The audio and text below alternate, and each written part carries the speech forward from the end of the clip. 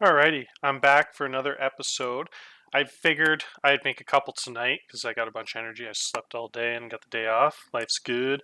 So, this episode, I want to do an mid-season awards race update. There's a couple really cool players, and now that we're so far in the future, I find it even more fun. Some of these storylines of these guys that aren't real life superstars, and now that we're 6 or 7 years in the future, we get a bunch of guys kind of coming up from nowhere to be top 10 players in baseball. So it's really cool to kind of keep up with it.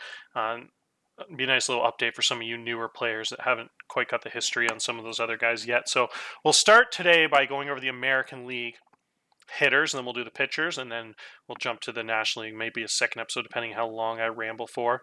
So we'll start this episode right at the top here. Who's been the best player in the NL so far? And that answer, yet again, is Cody Bellinger. I think he has had an explosive power season at 51 projected home runs. Dude's got a 161 WRC plus and pretty solid on defense like always with a 1.1 zone range in left field. He played most of the games in right field at 6.6, 6.4 zone range. So the guy has just been above average in everything that he does. And by above average, I mean a lot better than above average. Guy's perennial MVP. If you look at his awards history in here, it's crazy. He's a 9-time Player of the Week, 10-time Batter of the Month, 3-time MVP, won his Rookie of the Year. He's been a 3-time Playoff Series MVP, 2 MLB championships, and an 8-time All-Star. The guy's going to go down as one of the best baseball players to ever do it in the TLG League. Not looking like that in real life after last season, but who knows. So Ballinger's been a unit in Houston, even though they have not been very strong. I know traditionally a lot of guys won't vote for an MVP in real life, some of the older voters, especially if they are not on a first place team.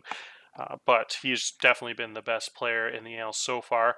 And then after that, you got quite a bit of guys in that next tier really close to each other. I think Bogan was probably even ahead of Bellinger until recently. He's slowed down a tad, but the guy has had an incredible season playing a bunch of games in center field. The guy's logged 34 games center field, 35 in left, and almost 20 in right. So he's been really balanced, can play all three spots at a high level. The guy has a ton of home runs, on pace for 44, which is insane from a guy with that much range in the outfield and stealing ability. He did steal 20 bags last 2 years, each year pretty much, but this year he's only stealing about half of that. Could pick up in the second half, who knows? But the guy's just a phenomenal talent with almost a 400 weighted on base average, a 340 on base percentage, sorry, and a really low 14% strikeout rate with that 60 avoid K, which is really low for a power hitter that hits that many home runs. So just an awesome talent there, leading the Major League best Boston Red Sox. And then we have another Red Sox at the top of that list, Rafael Divers, another guy who's having a very similar season to Bogan. Tad less power, but he's hitting for quite a bit better batting average.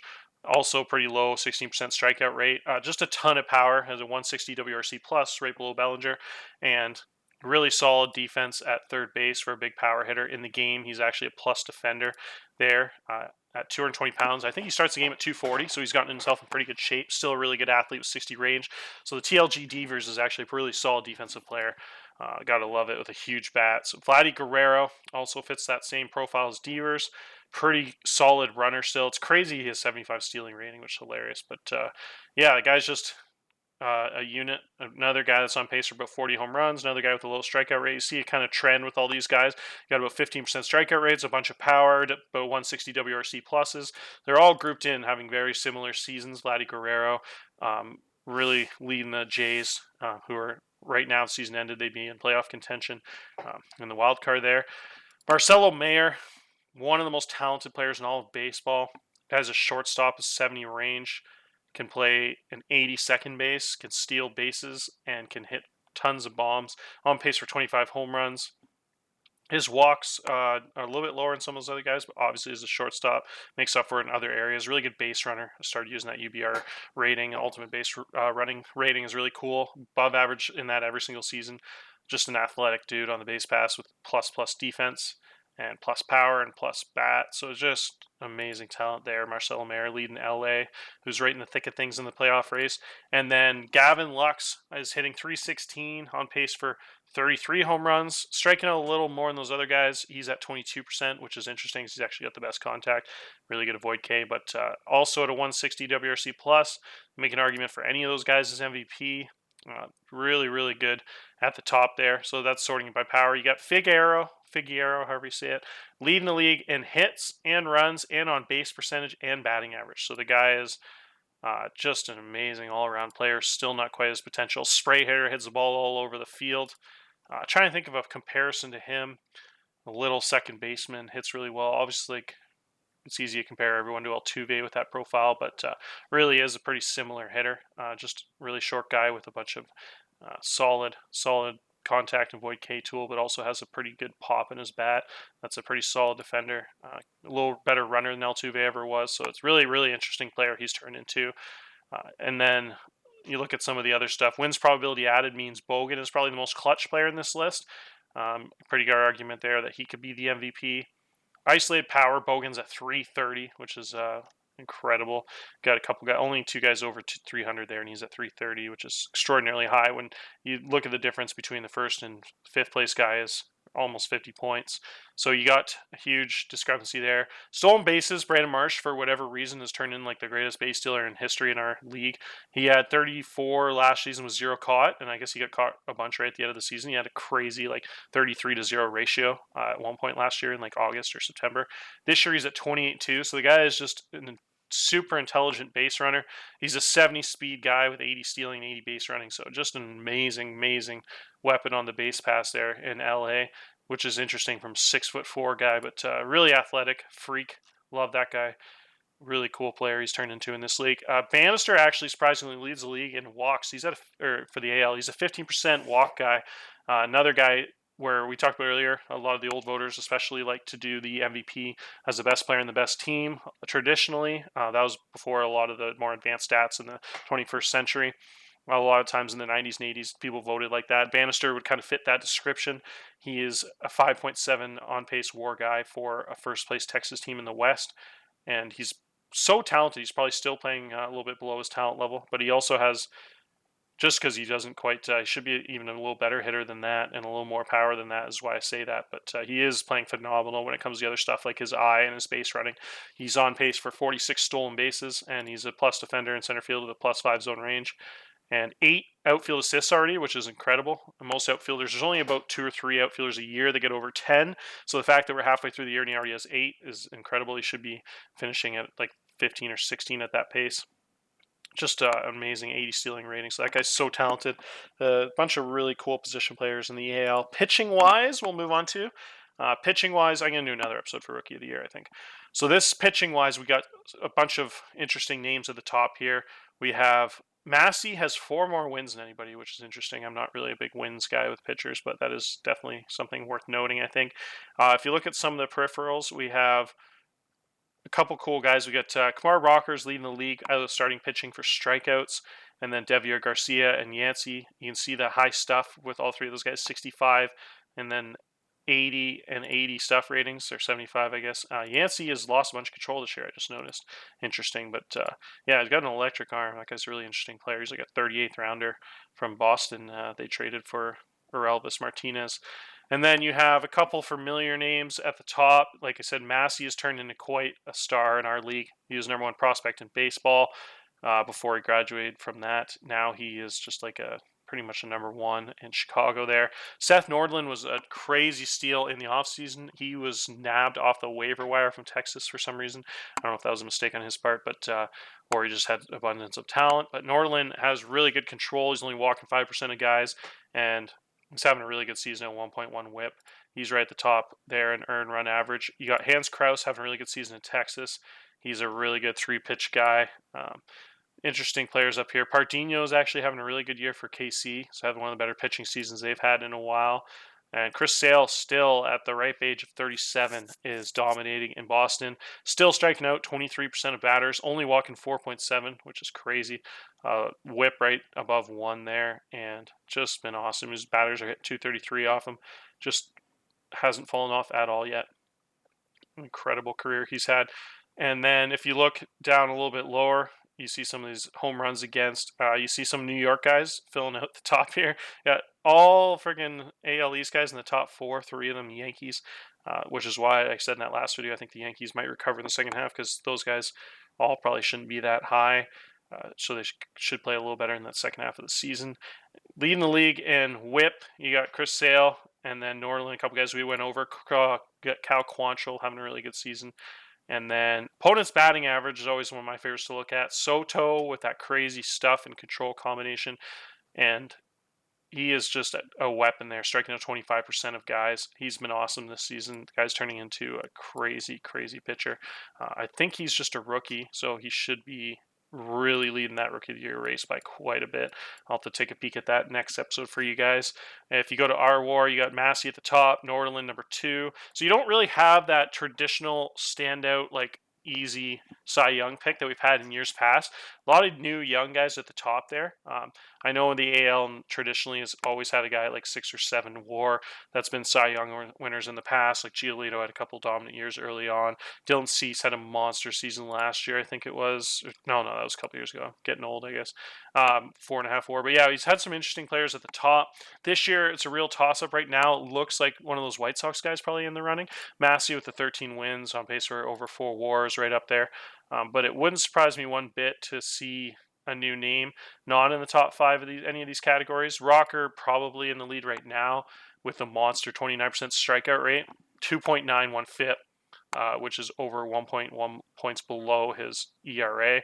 So that guy is probably having the best season out of anyone. But you got a couple Boston guys here that should get a few more innings in the second half.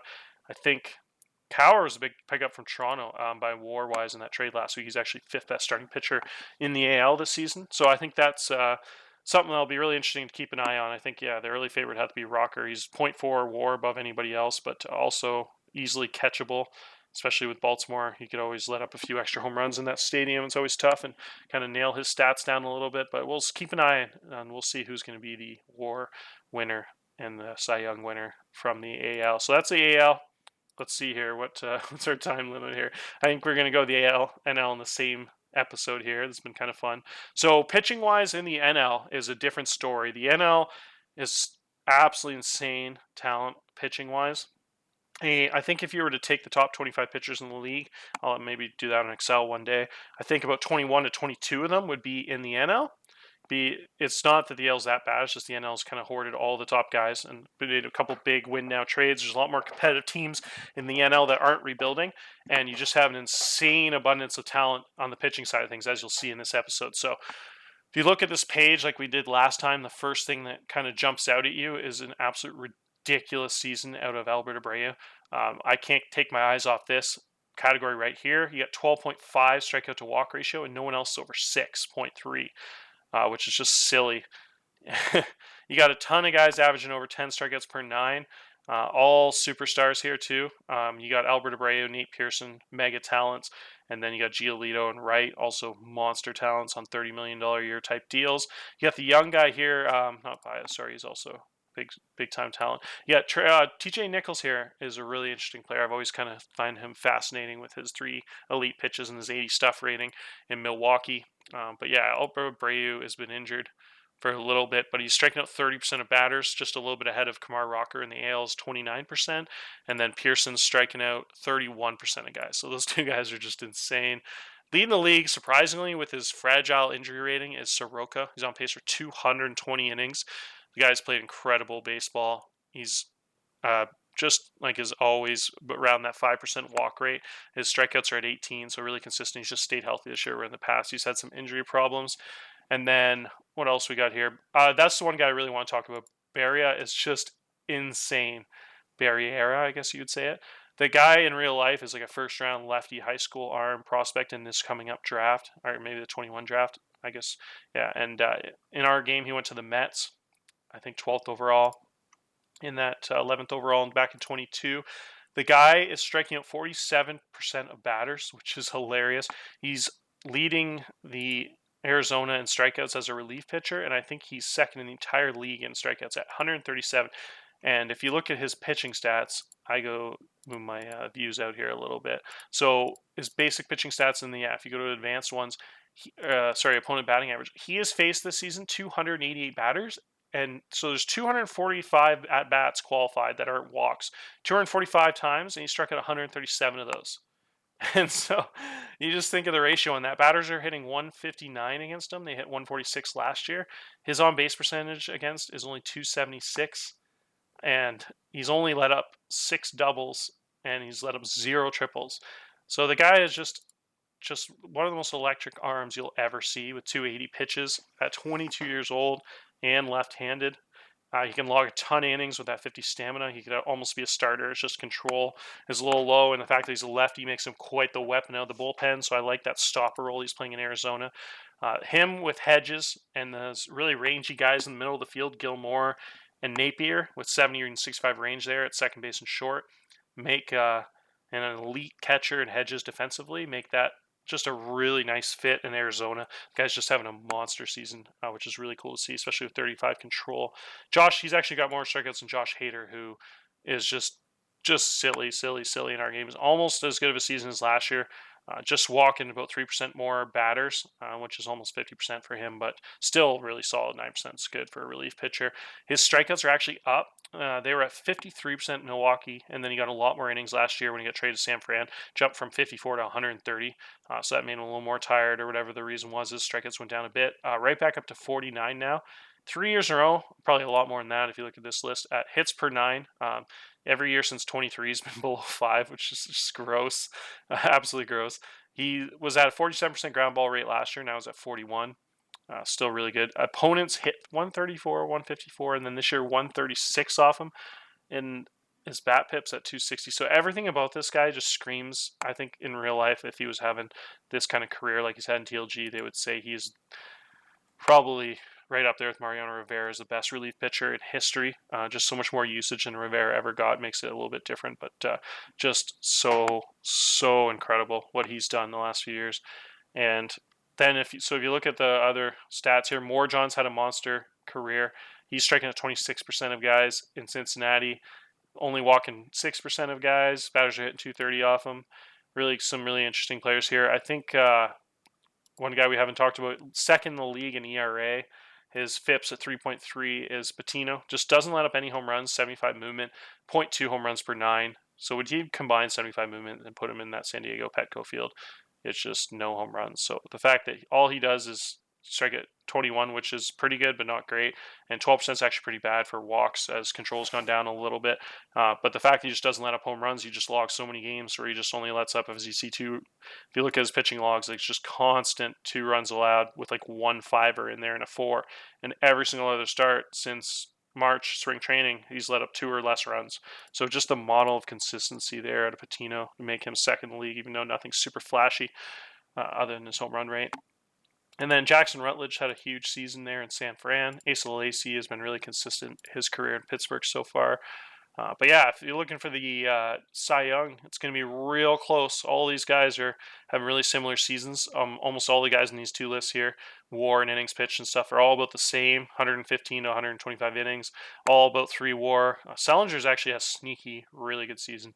The lefty, young lefty, is just turning into a really good player in Colorado there. Colorado's got some really good young talent. They're going to be a force for a long time here with you got Doughty at third base there and a couple young outfielders. And then you got the really young pitching staff there with Susac and Selinger. Makes them pretty scary. So I think right now Pearson's right up in there running. He's got quite a bit more strikeouts than everybody else. He has really been dominant. But yeah, I think wouldn't surprise me to see Abreu come back from injury and keep dominating in Pittsburgh and win another one like he did last year. But also wouldn't surprise me if Pearson and Morjon, some of those other guys down the stretch, want to run. It's really tough to predict. It's a really close playoff race. Byard's actually leading the league in ERA by a significant margin next to Patino. They're about 0.5 better than anybody else, which is really cool. If you look down here, some of the other stats, I love how the holds jumps off the page for Barrera there in that stopper roll. 20 holds, no one else over 11. You got 14 quality starts out of both Rutledge and Byard, which is nasty. And the win percentage of Rutledge is hilariously high. That's another thing that jumps out on this page at you. A lot of categories here. Byard leads the league. And then opponent average, actually Baez at the top there, which is really cool. Baez had a nice bounce back. He had a couple bad years there in like 25 and 26. Some injury-plagued years at the end of his San Diego career and his Philly career. So yeah, really fun to look at all these really good pitchers in the NL. I think we'll jump on to hitters now. If you go to hitters, in the NL, this is where it gets really interesting. Soto is pretty much the runaway favorite right now. He's got 6 WAR and hit 356 already, leading the league on base percentage by over 50 points over Mike Trout, the GOAT. If you look at it, Trout seasons, it's just incredible. Look at all this red ink on base percentage. 1, 2, 3, 4 of the last 5 seasons. He's led the league in on base percentage, and it's just not even close most seasons. The guy is actually hitting up to his talent now. He had a couple of years where he only hit like 240, 280, and then jumped back up to 300 last season. And then this season he's hitting 350, which is indicative of his good indicator of his talent level there with the bat. It's 80 contact. It's just an amazing player. Just nothing else to be said other than just dominance every single season. Zach Veen is hitting 331. The guy has turned into a young star in Colorado, just like we mentioned before. All those young stars there. Him and Doughty are just incredible duo there with the position players there. And then who else we got? Hudson Potts has turned into a guy that's probably going to be in the MVP race every single season until his mid-30s. His talent is just incredible. We talked about that in other episodes. Just lit me up for 2 home runs in a game last week. Luke Leto already has 31 doubles. Luke Leto last season led the NL in WAR, other than Trout, but Leto got the red ink there because Trout played half a season in the AL. But yeah, another perennial MVP guy. These 2 shortstops their careers are just there's 2 shortstops. Their careers are just always going to be linked. It's going to be Luke Leto and Marcelo Mayer. They were drafted like right back to back in the 21 draft, and then both of these guys are just having insane seasons. If you look at Leto and then you go to Meyer, it's really cool. Compare them here, and then you see a lot of similarities. Both 23 years old, both really similar in almost every category. Both guys were in the NL West. Mayer got traded to the AL for Trout. But yeah, it's just going to be really cool to link the careers of all these young shortstops. Clausen is right about the same age as those two, just was an international guy, so he wasn't in the draft. But just an incredible amount of talent there. So if you look on this list behind Soto, you got those 2 shortstops there, and then you got Trout. So sandwiched between the 2 insane older hitters are those 2 star young shortstops, and then Potts. And then the real surprise one here is Real Mutu. Real Mutu is at 164 WRC plus. He's hitting over 300 at 318 with 21 bombs. The best season he's ever had. Has just been insane at 35 years old. He was just traded to Washington, so that's kind of been the main reason. Him and Soto together in Washington combining for almost 10 WAR already on July 6th. So those guys have just been incredible, both of them. And then you have a couple other big names at the top here. You got Andy Weber, who's just been amazing in our dynasty. Had a huge TCR early in his career. Was a 45 contact, 40 power guy early on. Now he's 65-65 after 6 years of development. He had a huge TCR this year, as you can see. Went from a lot of gain, about 15 power from 21 and 22. Gained 10 contact. So he just really kept progressing in just the last few years in his prime there. 20 years old. Has been really, really good. Who else we got here? We got Turner leading the league in triples, which is cool. Bobby Delbeck, as usual, spot at the top of the league in strikeouts, even though he seems to get 3 WAR every season because his package at third base with the big arm and the power tool. Successful in this day and age. You can get away with that low batting average and high strikeout rate. The craziest stat that jumps off the page to me here would be his wins probability added, 4.8. No one else over 2.9, and no one else over that over 2.5. So you just see that Soto has had historically one of the best seasons in the last 50 years offensively so far. He's on pace for over 10 WAR. He's at 20% walk rate, which is the highest of his career so far. And his ISO is just dominant compared to years past. His ISO is 314, where he's never been above 290. So it's just the first half he's had has been insane. Some Barry Bonds-like numbers from him. Hit-wise, Thomas on pace for over 200 hits. He's leading the league in runs, and he's right up there in batting average, third place. So he's had an amazing season. Colorado there. And other stuff that kind of jumps out if you just look at it, the OPS plus over 200, and then a Potts at 180, and no one else over 150. Just shows how good Potts has been. Also, I think Potts would get a lot more talk if it wasn't for the season Soto was having as the best offensive player in baseball. And yeah, so that's this episode. I think we'll do another episode for the rookies after this, but I just want to kind of give you guys a fun episode on the awards race, and you can see who's at the top. So right now it looks like you got Soto in the National League, and then the American League, you got Bellinger. Surprise, surprise. Same pretty much as 2020 when we started, with Trout, Bellinger, and Soto being the 3 best hitters in baseball. The one this year that's playing a little below average I didn't mention before was Carlos Pena. Pena's had a slow start, but he's should recover in the second half. He's got too much talent not to. One of the reasons maybe for Houston's slow start. And one last thing I want to talk about before the episode, I kind of wanted to talk a little bit more about Austin Meadows, and I forgot. Montreal has kind of been sneaky, really solid each year, but never won the division, and not a lot of talk out of them. But if you look at the career Austin Meadows has had, he's been so awesomely consistent. He's always played above 150 games ever since 2022. And as you can see here, he's always had pretty good power. He's actually hit 230 home runs in his career here. He's already 31 years old. Time flies in TLG. Over 30 career WAR. Had a really, really solid 4, 3, 4 win seasons back to back to back to back. His whole career there in Montreal with a 65 hit tool. Bunch of skills all across the board. Plus power. Plus stealing. Really solid plus defense. So yeah, just love the seasons he's had. So that'll be it for this episode and the awards race.